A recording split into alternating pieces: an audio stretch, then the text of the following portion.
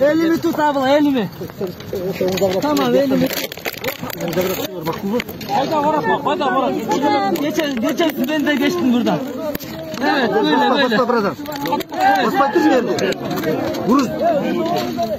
Pat beni çağırma.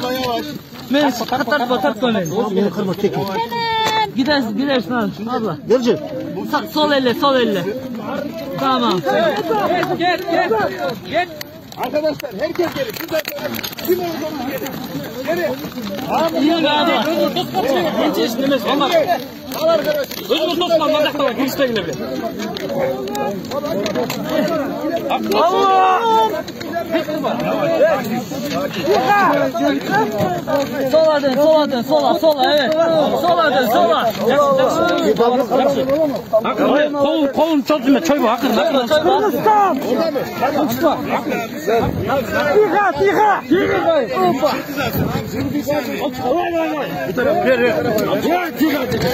Bismillah.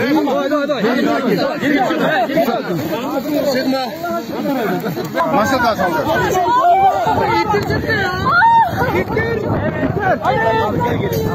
Geri.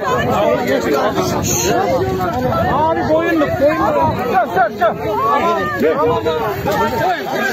Çök. Eyvallah reis. Eyvallah arkadaşlar. Malatya. Allah razı olsun. Kırgızistan. Kırgızistan. Kayserilik var. Бүгін 13 февральда ушул Хайрулло махаласына объектисине келип биздин куткарчылар 3-нумбада куткарчылар ушул жерде кургандыларыбызды издөө иш-чараларын жүргүзгөндө 14:45-те Хатижа Ахар аттуу 18 жаштагы айымды тирүү куткарышкан. Кыча маалыматты баяндаган